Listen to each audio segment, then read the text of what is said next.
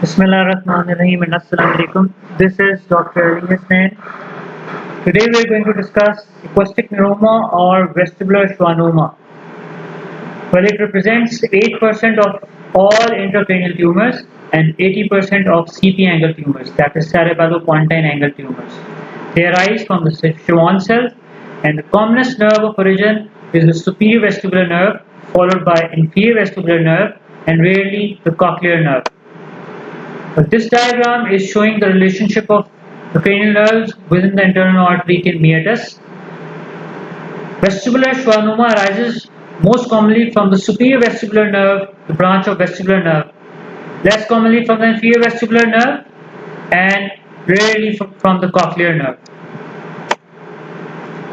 The cerebellopontine angle is bounded laterally by the posterior surface of temporal bone, medially by the edge of pons, posteriorly by anterior surface of cerebellum. Superiorly, it is limited by trigeminal nerve as it crosses the petrous apex, and inferiorly, it is formed by the lower cranial nerves.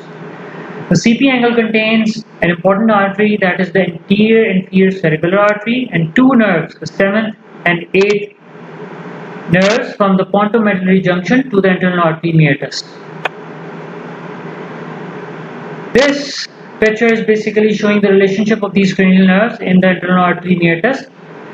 Within the fundus of the internal aortic canal, anterosuperiorly lies the 7th nerve, anteroinferiorly lies the cochlear nerve, posterosuperiorly lies the superior vestibular nerve, posteroinferiorly lies the inferior vestibular nerve, which also has the foramen cingulare through which passes the posterior vestibular nerve. The superior part is separated from the inferior part by a horizontal plate of bone, which is called as transverse crest, and 7th nerve is separated from superior vestibular nerve by again a plate of bone called as Bell's bar. The vestibular schwannoma arises from the Schwann cells, which envelop the distal portion of the 8th nerve, as the middle portion of the cranial nerves are covered with the glial stroma. The acoustic neuroma are situated lateral to the porus and originate within the internal aortic meatus. The glial and neurolimbal junction may be a zone of cellular instability at which the neoplastic changes occurs. This picture is showing the acoustic neuroma arising from the vestibular nerve, and it is causing compression of the cochlear nerve and the facial nerve. As the tumor grows within the internal aortic meatus, it causes progressive but slow destruction of the vestibular nerve and produces pressure effect on the adjacent cochlear and facial nerve. Macroscopically, the tumor appears as a firm yellowish encapsulated mass with the nerve splayed out on its surface. Histologically, the tumor consists of packed sheaths of connective tissue cells. In this case, it is said to have fasciculated pattern. It may be composed of a disorderly loose network of cells with intercellular vacuoles and cysts, thus having reticular pattern. In the later type, hemorrhage can occur leading to sudden increase in size, and therefore marked symptoms such as acute vertigo or sudden deafness can arise. Both sexes are equally affected. The presentation is most often between the age of 40 and 60. 95% of these tumors are unilateral, and a small proportion of them are bilateral and are seen in neurofibromatosis type 2, that is von Wickley-Gussen's disease, which is a genetic disorder due to an aberration on the long arm of chromosome 22. The evaluation of clinical pathological picture in patients with 8th nerve tumor may be considered in 5 stages. The otological stage, in which the changes are confined to the audiovestibular system. The stage of trigeminal involvement, it suggesting a diameter of more than 2 cm in this case. Stage of brainstem and cerebellar compression, example ataxia, directional changing nystagmus and long correct signs, involvement of lower cranial nerves. And then there is stage of rising intracranial pressure, in which patient would have decreased vision, headache and vomiting. And then there is terminal stage with severe disturbance of vital brainstem centers. Size determines the therapeutic outcomes. Therefore, a grading system has been devised to allow both the physician and patients to tailor their expectations for outcome accordingly. In grade 1, the tumor is small occurring only within the internal artery canal itself. In grade 2, tumor extends into the fluid spaces around the brainstem.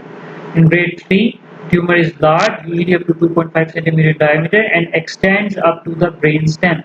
In grade 4, tumor is very large now, up to 5 centimeter in diameter. It compresses the brainstem, often involves the nerve of swallowing, that is 9th and 10th nerve, and the 5th cranial nerve as well. Here is a diagram which is showing the tumor compressing 8th nerve, facial nerve, trigeminal nerve, and brainstem. Clinically, two phases can be recognized, the orthological phase and the neurological phase. The orthological symptoms include unilateral hearing loss, usually less than 10-year duration, along with tinnitus in over 90% of patients. The deafness is usually gradual in onset and slowly progressive. However, in 10% of cases, the hearing loss is sudden and may be profound due to the vascular accident to the cochlea.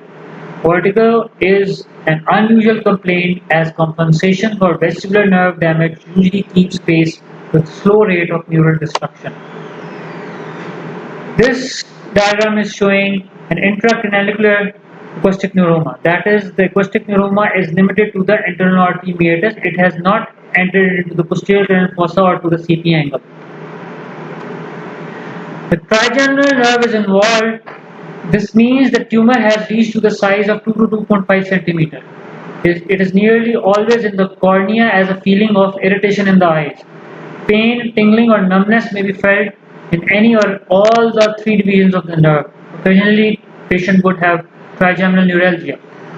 Altered thermal sensation on the face or on the edge of the tongue might be there in approximately 5% of patients. Facial numbness is an initial symptom.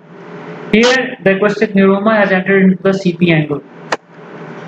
If patient has headache, then patient would feel of discomfort, dull aching around the ear, and mastoid area. Probably it is caused by the posterior fossa irritation due to enlarging tumor.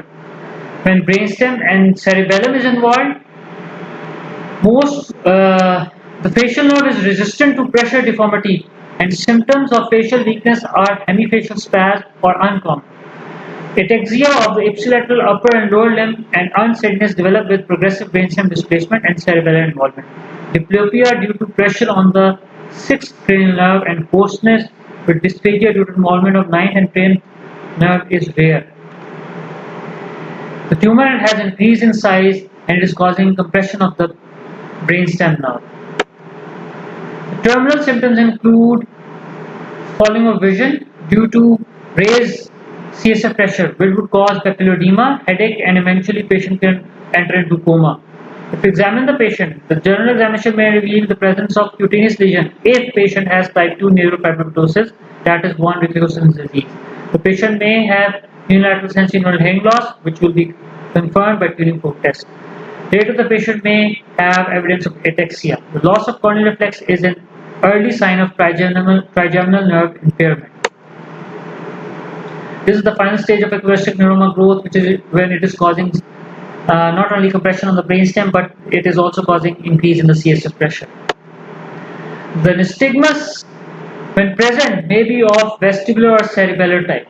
Facial nerve impairment is usually of sensory element and can be elicited as a lack of taste on electrogastrometry or loss of lacrimation on Schirmer's test.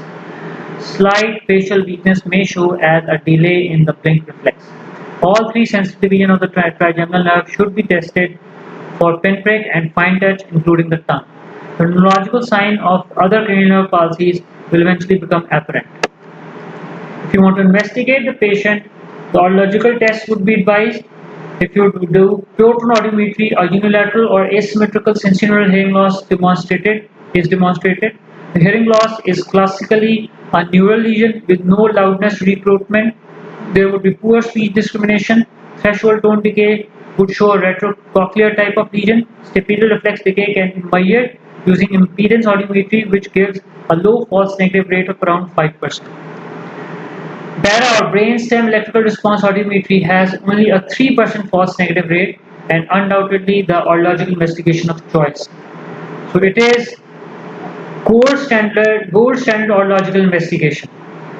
It demonstrates a retrocochlear lesion by a delay of more than 0.2 milliseconds in wave 5 between two ears. If pure tone threshold hearing loss is greater than 70 decibels, the accuracy of audiometric test is poor.